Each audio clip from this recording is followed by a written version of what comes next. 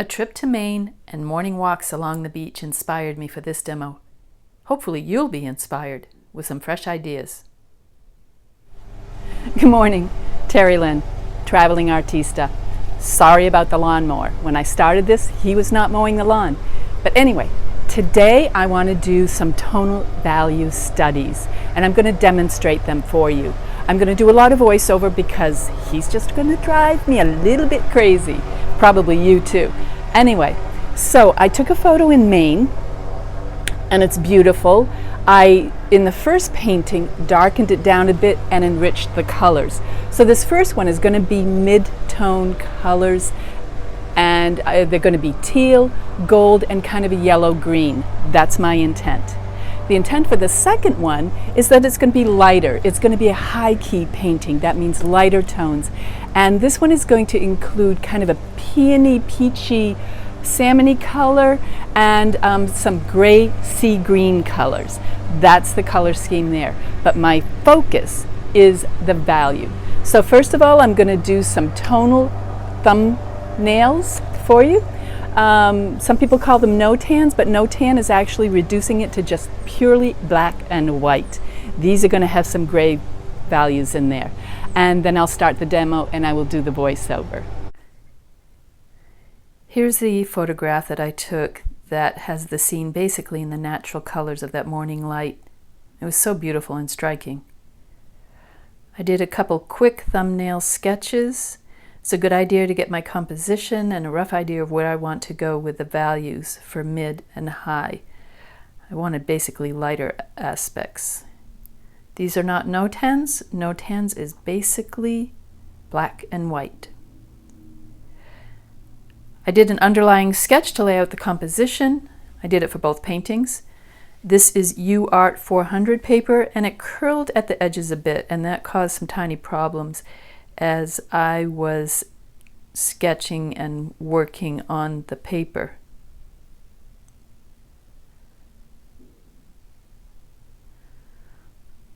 I love the sketches at this point. This is just pure fun for me. The colors I chose for the first painting are primarily yellow gold with near split complements of blue, green, and red violet. In my initial plans and the stick choices here, I had the analogous color scheme of deep yellow with the blue, green, and yellow, green, but as the painting went along, a violet came into play more than those greens. I worked in some background colors with pan pastels, trying to stick with the lighter tones of the orange and violet. I lay them in quickly and loosely. To me, this is fun too. I make each stroke count. Lay the strokes onto the paper in the direction of the element they are portraying. The sky needs to have energy at this point. The distance needs to be very horizontal strokes, and the close-up of grasses love the vertical strokes as we go along.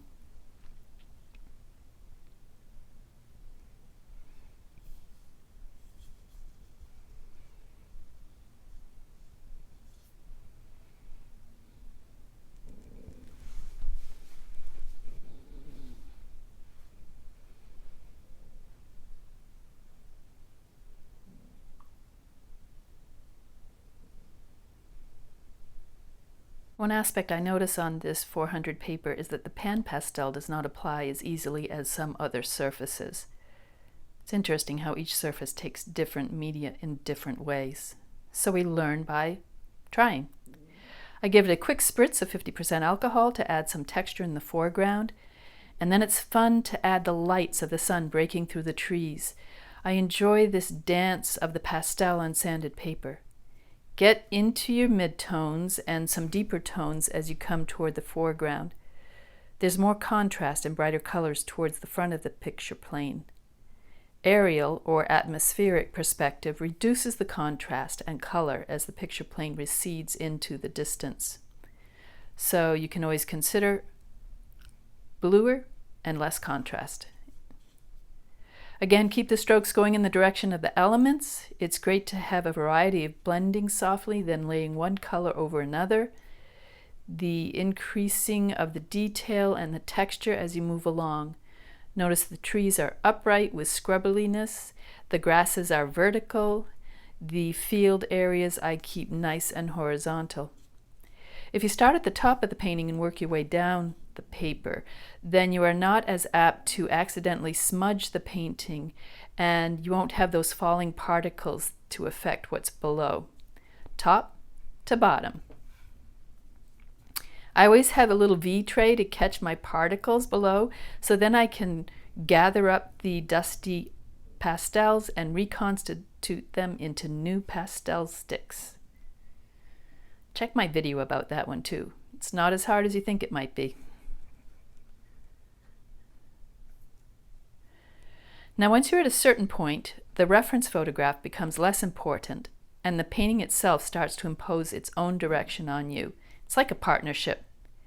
Allow that to mix into your creative process.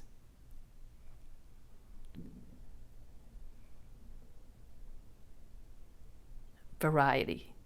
Always variety. Blending, fresh strokes. Use a variety of tools for textures and details.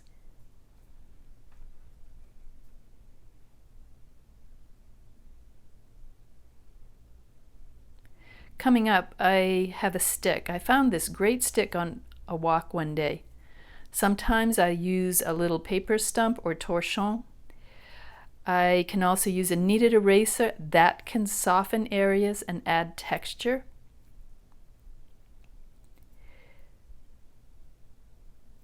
In that way, the eraser becomes a tool to create, not for erasing mistakes or unwanted elements.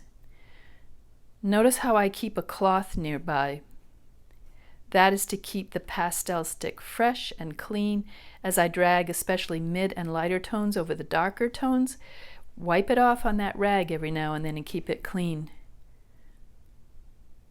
And just to let you know, I'm not wearing gloves because I have a special silicone-based hand protectant, a skin protectant, that I use and I put on right before painting.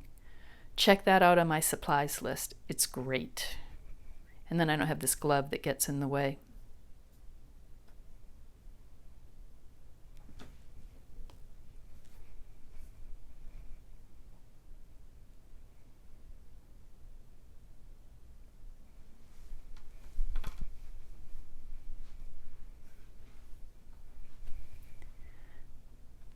At this point, I'm kind of noticing my painting is looking more like the photo rather than the intended tonal sketch that I had.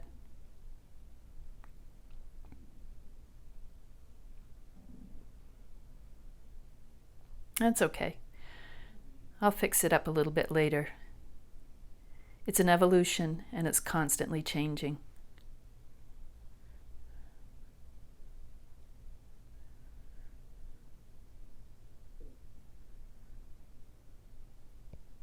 Here's that stick that I told you about, scratching in, creating some more texture. Remember, I had spritzed it with some alcohol as well. It's fun to add different textures into a painting. Unexpected elements, those are the good things. What am I saying? It's all good.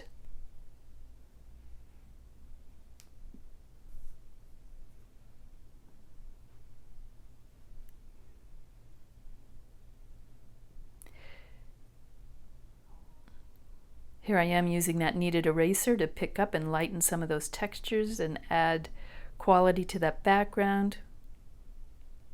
Just lifting. Here's the drawing at this finish point, and then I come back a couple days later and work it a little bit more. Here's the final drawing. I added in a lot more of the gold wash that I wanted, and that's what I added, creating that glow, that golden glow that I felt first thing in the morning. In the second painting, I wanted it to be more high key, so I edited the original photo to be lighter and bluer. Here are my chosen colors, and here are the sticks I chose. Of course, it can adjust as you go along. Again, the composition sketch and the underpainting with the pan pastels that help me to get the color into areas quickly. Sometimes I am tempted to stop very early in the process of painting, but then I rarely do. I'm going to start experimenting with that sometime, just getting to that half finish aspect and hold on to it. That takes courage. Okay. The cooler purples for the foreground and the sea green in the sky and clouds was a bit of a fun flip. Play with your colors. Don't always stick to that tried and true or traditional color schemes. I mean, what's the fun in that? Flip it around, try something different. The Fauvists would do color that had nothing to do with the local or actual color of an object. Just made it luscious and fun. Sometimes you keep it realistic, sometimes you mix it up.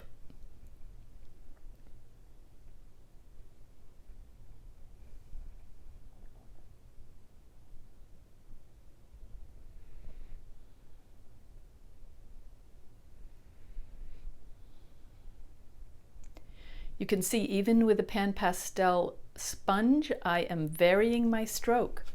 Lighter, harder, twisted, a variety of things.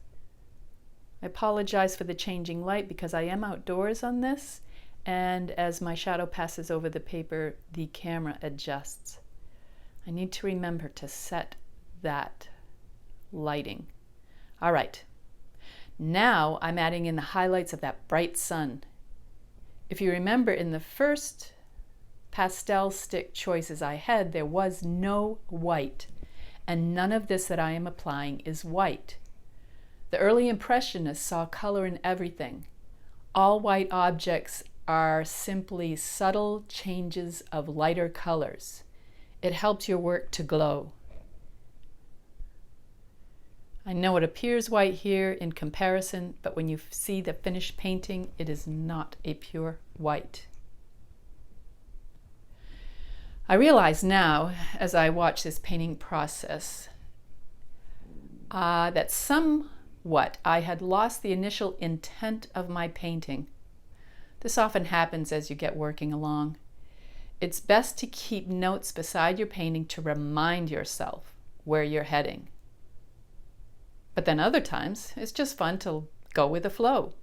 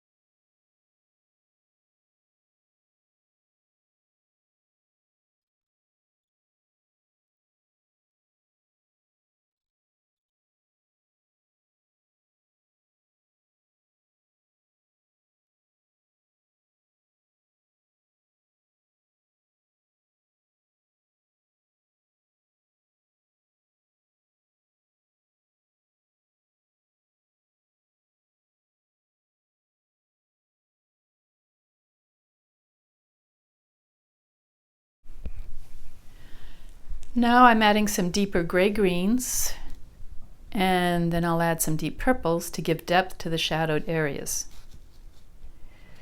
This may be an area where I kind of lost track of where I was going, because remember, my initial intent for this was supposed to be very high key.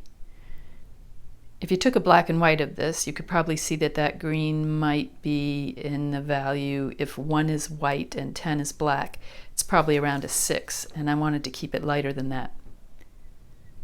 Here's those purples into the shadowed areas.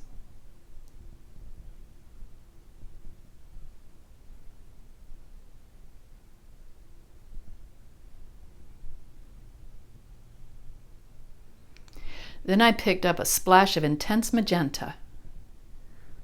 It needed something. And I worked a little more of the soft oranges that I saw that were so prevalent in the grasses and the sky, but very soft.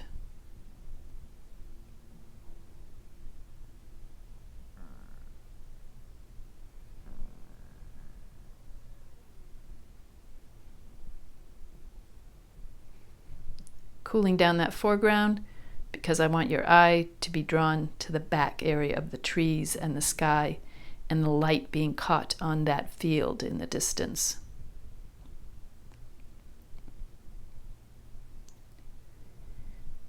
Even though I had pre-chosen my sticks and I had walked away from my big palette of pastels, it still seemed to be getting a little dark for me. Here I am varying some of my strokes, doing some blending, giving some texture into that foreground. These strokes here are all going in the direction of the grasses. Overlay the colors and the textures. Always keep that rag in your other hand to gently wipe the pastel stick so it does not become dirty when it goes over and picks up some of the other colors as you apply it to the paper. That's inevitable. It's nice and easy, just give it a quick wipe before you go back to the painting.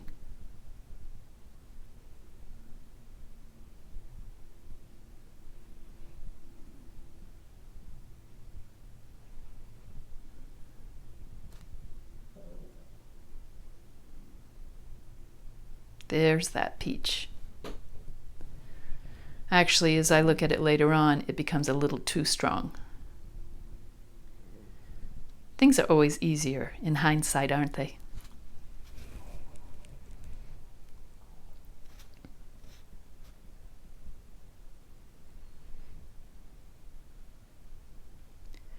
Remember, things in nature are irregular, so keep that irregularity going. Big bold strokes here, softer, more delicate strokes there. I'm using a lighter blue-green back there to push those back. I had neglected some of that I had planned ahead of time, so I brought some more in. Details of the light in the distance are very important. I have to get back and work on those light pieces coming through the trees. Some people call them tree holes, which I think is interesting. Anyway, it's fun, whatever you say.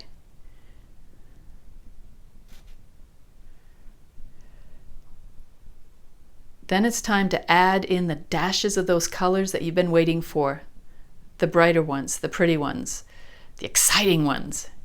Lay them in clean and with bold strokes, wiping with the rag. You have to plan this well often. How am I going to make this stroke? Before you apply that pastel stick to the paper, consider, is this horizontal? Is this up and down? Am I coming this way? Is it a large stroke, a hard stroke, a soft stroke, a tiny stroke? Think it through. Plan ahead. Here I am with those texture sticks again, playing around with those grasses. It's not a face. You can do a lot of things with grasses. A couple little mistakes are not really going to matter.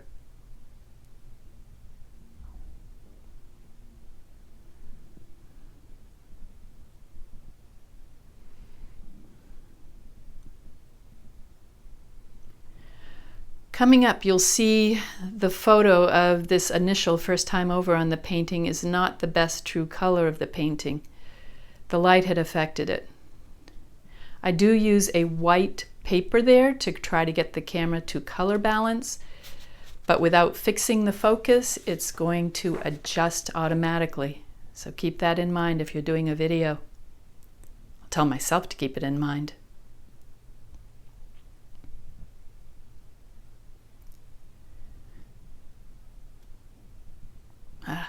There's the light on that grass.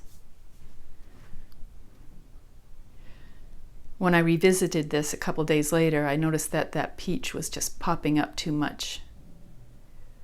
A warm tone is going to advance. A cool tone is going to recede. So many elements going on here, but I'll fix that a little bit later. Here's that first time over. And then the second time, the color's a little more accurate, a little more golden. I have finished it up. I also tied together the greens of the field better and added more texture to the grasses near the front. Here are the two different paintings side by side, very different interpretations from one reference photo. But the high and mid-key aspects I was after didn't actually happen. They both ended up rather high key. I encourage you to get out there, take photos, and paint a lot. Even if the paintings are not masterpieces, don't worry. Don't just sit there and watch videos. Get out there yourself and immerse yourself in light and color.